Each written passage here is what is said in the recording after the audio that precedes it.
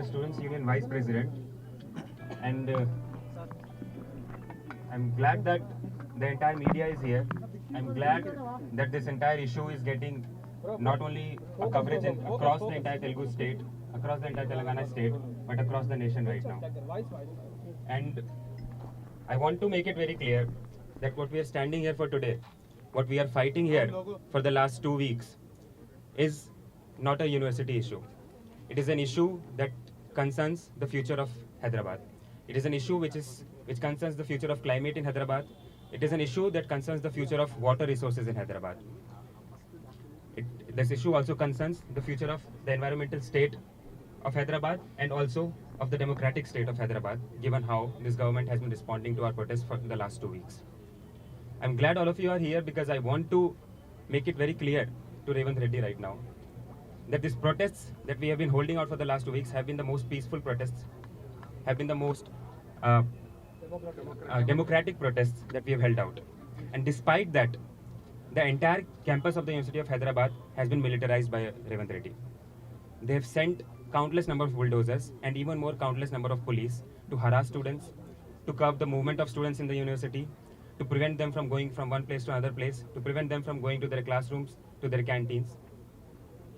The way that Revanth Reddy has reacted to the demands of the university, and not just the university, demands of the entire city of Hyderabad right now, is nothing but outrageous. We have been repeatedly saying that the bulldozers that you brought to the campus, they are illegal. We've been repeatedly saying that the revenue department survey has not been done, and in response, the CMO's press release says that we have the Panchnama, that the land has been alienated to the government. That is not what we are asking. The survey by the revenue department has not been done. The case is in the court. You are asked to respond to the court with the legal affairs of the 400 acres, with the environmental impact of the 400 acres. And instead of responding to the court, instead of respecting the court's decision, you have brought countless numbers of JCBs and police in the campus and gone on rampantly bulldozing the entire university on a Sunday followed by an Eid holiday, because you knew that that way you can exploit the lack of you can exploit the fact that these are holidays and go on rampaging before the students, before the civil society could take any action. And it's quite shameful that that Revanth Reddy is using the institutions of this Telangana state as his personal tools, as tools to engage his personal vendetta against the student community, against the people of this state.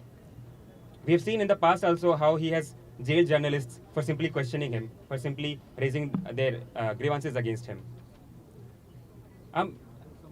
We have been continuously saying that what you're doing in the campus is illegal, and every time the government responds by saying that we own the land. It does not matter whether you own the land or not. That is a issue that we'll contest separately in the court. As of now, while you say that you own the land, you are doing something illegal on the land, you're doing something immoral on the land, you're bringing down an entire forest area of 400 acres, of which more than 50% you have already raised down. So how are you able to justify this? I mean, as a leader, I believe this chief minister has failed the Telangana state in every way possible. Right now, he knows how precarious his position is in the cabinet, how troubled his power right now is over the state of the Telangana.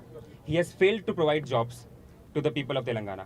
He has failed to manage the water level and the water resources of the state of Telangana.